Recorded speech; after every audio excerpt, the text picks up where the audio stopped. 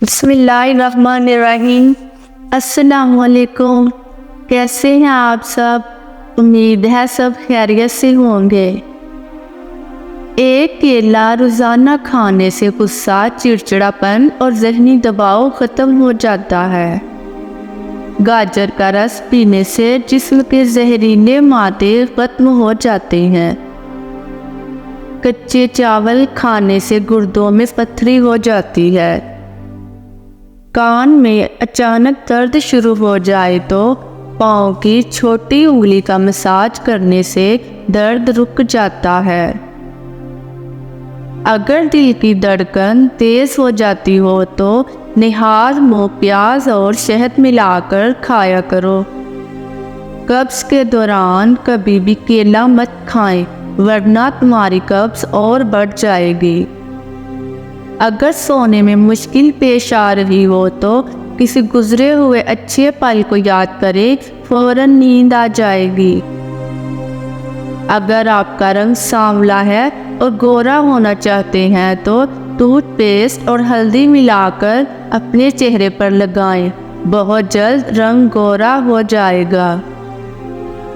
سر میں خشکی ہو یا جوئیں پڑ جائیں تو مٹھی پر نیم اور تلسی کے پتے لے کر پانی میں ابال لیں اور اس سے سر کو دھوئیں، خشکی اور جوئیں ختم ہو جائیں گی۔ جن کو قبض کا مسئلہ رہتا ہو ان کو چاہیے کہ سبزی میں ہری پیاز کا استعمال کریں، فوراً قبض دور ہو جائے گی۔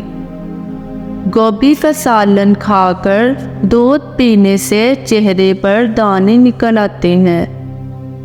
چہرے پر بال آنا شروع ہو جائیں تو لوکی کی سبزی کا چھلکا اتار کر دہی میں ڈال کر جہاں بال آئیں وہاں لگا دیجیے، بال دوبارہ نہیں آئیں گے۔ اگر لمبی زندگی جینا چاہتے ہیں تو روز صبح اٹھ کر 3 چیزیں کھا لیا کریں: ناریل، کھجور اور ناشپاتی۔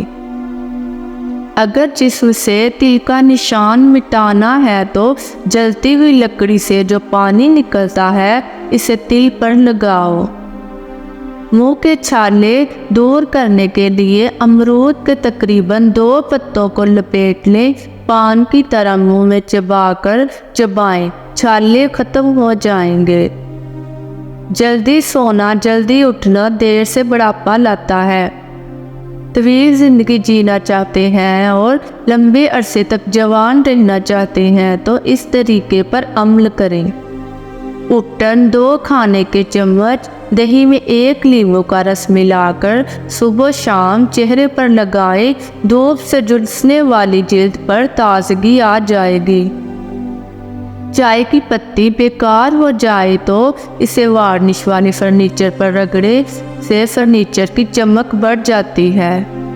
واش روم گندے رہیں تو رزق یا شادی میں دیر ہوتی چلی جاتی ہے۔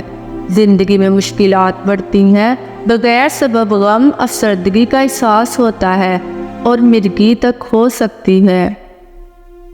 پالک کو نمک ملے پانی سے دھوئیں، اس سے پالک مکمل طور پر صاف ہو جائے گی، کیونکہ نمک کے ساتھ ساتھ مٹی بھی آسانی سے پانی کے ساتھ بہہ جائے گی۔